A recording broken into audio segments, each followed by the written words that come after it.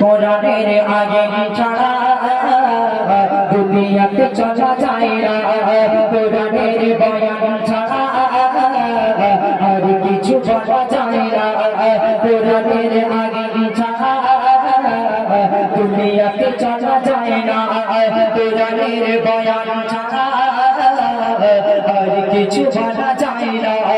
কোরআন মানবের শ্রেষ্ঠ বিধান, কোরআন মানবের শ্রেষ্ঠ বিধান, একথা বলা যায় না, কোরআনের আগে ছাড়া দুনিয়াতে চলা যায় না, কোরআনের বয়ান ছাড়া আর কিছু বলা যায় না।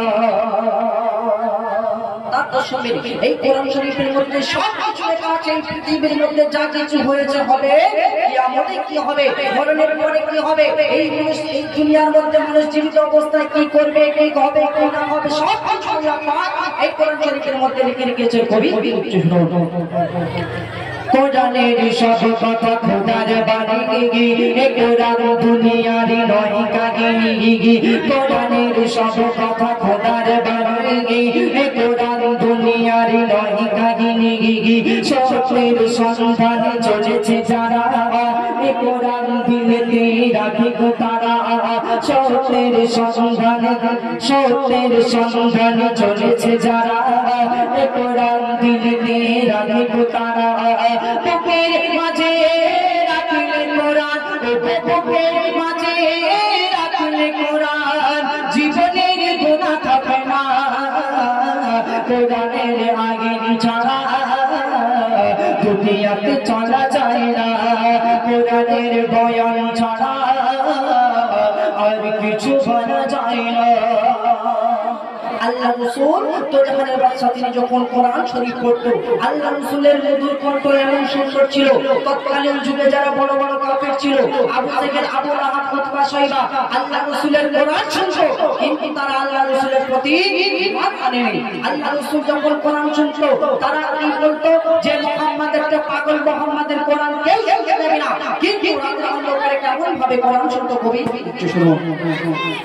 কোরআন শুনিতে কত কাফির বেদিন, নবীজির দরজায় দিয়েছে লাগি, তেলাওয়াত করে গো দয়ার রাসূল, যারা শোনে তারা ওগো হয় মাশগুল। কোরআন শুনিতে কত কাফির বেদিন, নবীজির দরজায় দিয়েছে লাগি, তেলাওয়াত করে গো দয়ার রাসূল, যারা শোনে তারা ওগো হয় মাশগুল।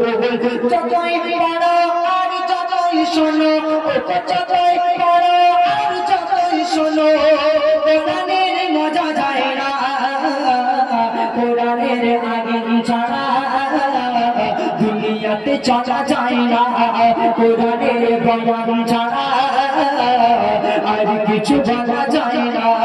কোরআন মানবের শ্রেষ্ঠ বিধান, কোরআন মানবের শ্রেষ্ঠ বিধান, একথা বলা যায় না, কোরআনের আগে ছাড়া দুনিয়াতে চলা যায় না।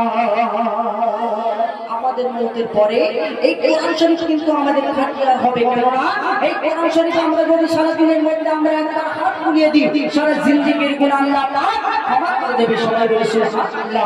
শেষ কথায় কবি বলেন, আরজু কবি একটু শুনুন।